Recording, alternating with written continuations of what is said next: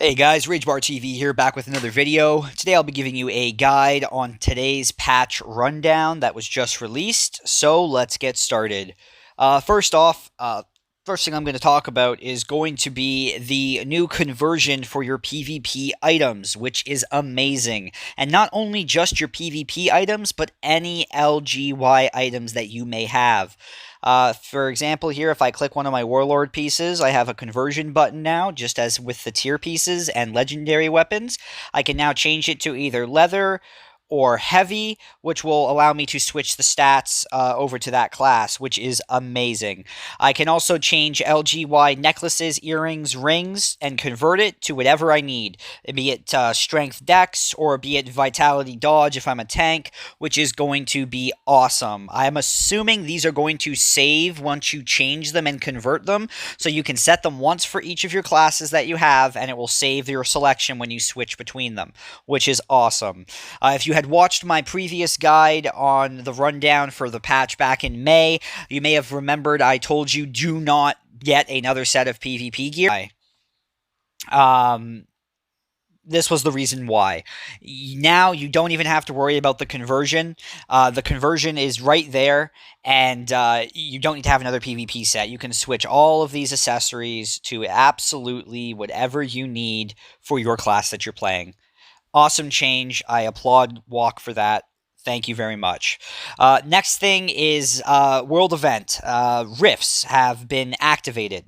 So there is a green rift and a purple rift. I'll insert pictures here so you know what to look for.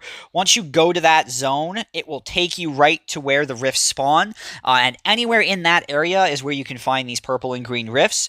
Green rifts need 3 people that require a lower eye level to enter or a gear score.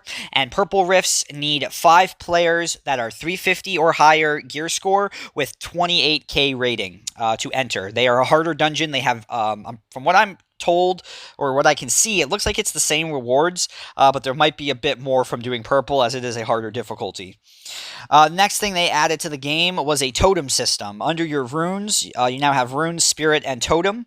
You can unlock using your spiritual energy, which you get from doing events, and then you can unlock stuff as you would with, it looks like race talents almost. It gives you certain stats depending on what your main stat is for your character, and then you need totem crystals once you get to a certain level to upgrade further. These can be acquired from supply under friendship.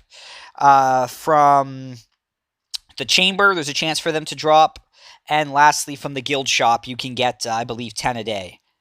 3 a day, sorry. You can get from the totem, for the totem crystal, and from the guild, you can get 10 a week. That's awesome. It gives you some extra stats. Not really going to go too far into this, as it's just, you can see what it does. It's a stat booster. Look for the stat that is your main spec and go towards that. I guess eventually you're supposed to have all these maxed out to unlock the middle one to give you 5+ to each stat every upgrade, which is just going to boost your main stat through the roof, which is great.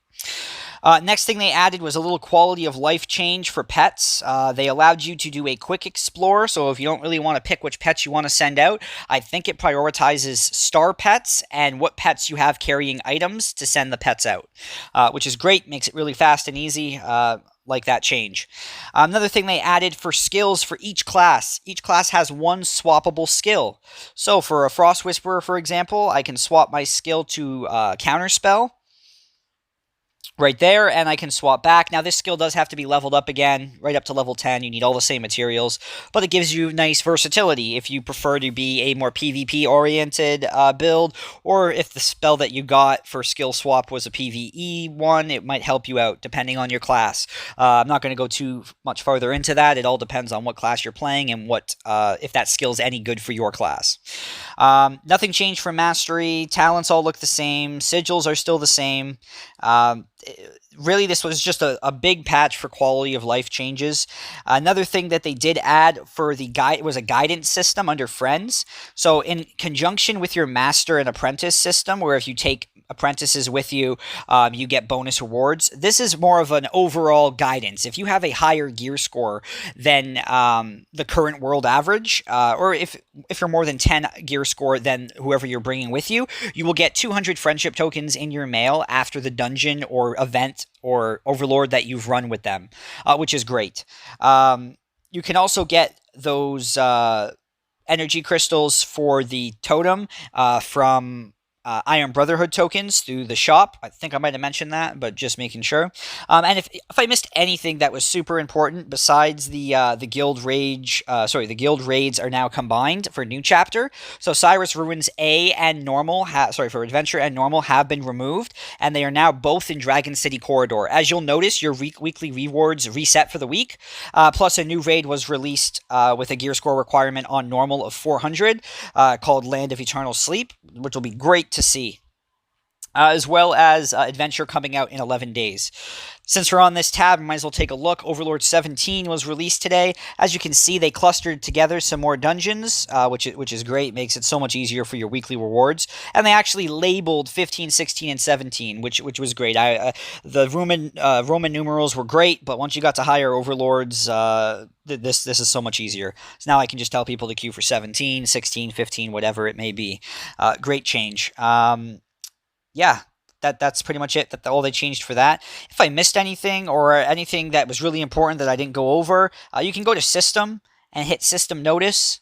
And under Update Notice will give you the most important things that were changed. And Update Notice underneath will give you the full patch notes with all the bug fixes and anything else that they had changed. Well, thanks for watching, guys. Don't forget to comment, like, subscribe, and hit that bell icon to be notified when I post a new video. Thanks, and stay safe.